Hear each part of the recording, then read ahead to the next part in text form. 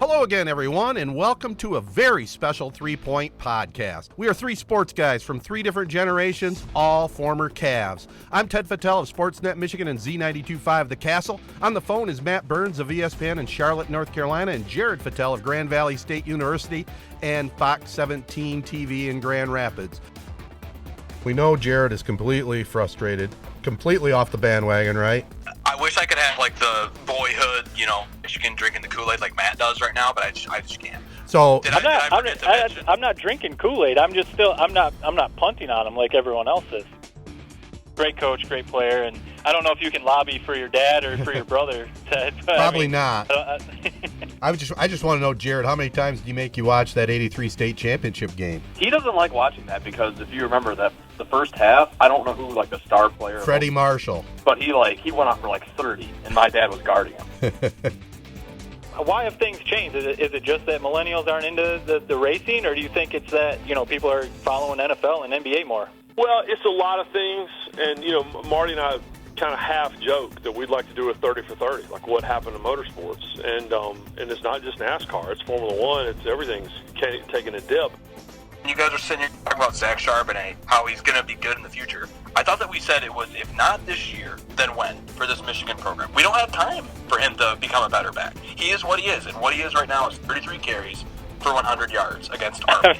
I understand 3 yards per carry isn't ideal, but I'm not going to get mad at a guy for 33 carries for 100 yards and 3 touchdowns. When's the last time Michigan's had a back who can do that, especially a true freshman? Someone's got to score the touchdowns. I almost don't even count. It's not like he was busting off 50-yard touchdowns. He's punching in goal line touchdowns.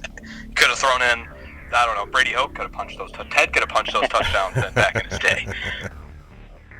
You look back on your career, whether it's your solo career or with Grand Funk Railroad, what do you hope is the lasting impact that you have when people look back on the music that you've made?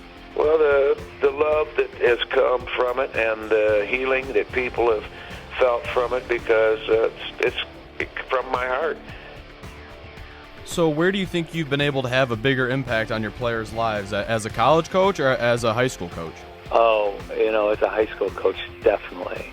There's people always say, well, what do you like about the high school game and what do you like about the college game? I loved being with the players every day in high school. So, and I'm talking about every day.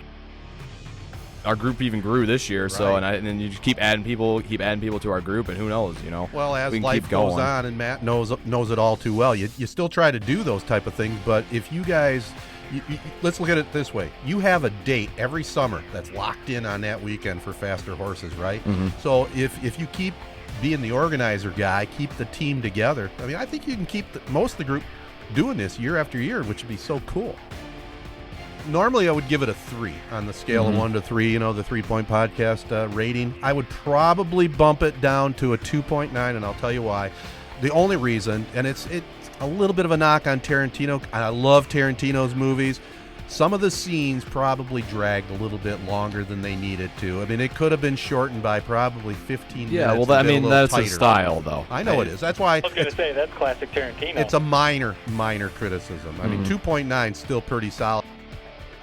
Let me bring it around full circle to Michigan, Reggie. You're not here in the state of Michigan.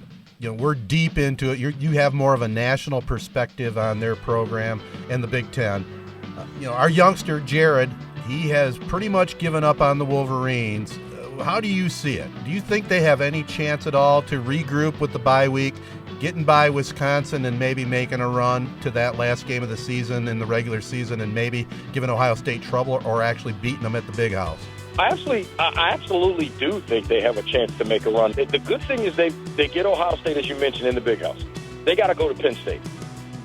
The run for this was a 2K, so a mile and a half. So that's 6 times around a track. Oh boy, that would be tough. I'm just curious, when was the last time you just ran, jogged, and even if it was you jogged to your backyard, jogged in your backyard? I don't even know, any sort of run. Man, you're hurting me here. Because it has been a while. I don't know, jogging to grab their... I had the bad hip for about 3 years, so there was no running going on then. I might be able to jog a little bit right now, but you would laugh probably watching me. I run like an old man. What can I tell you?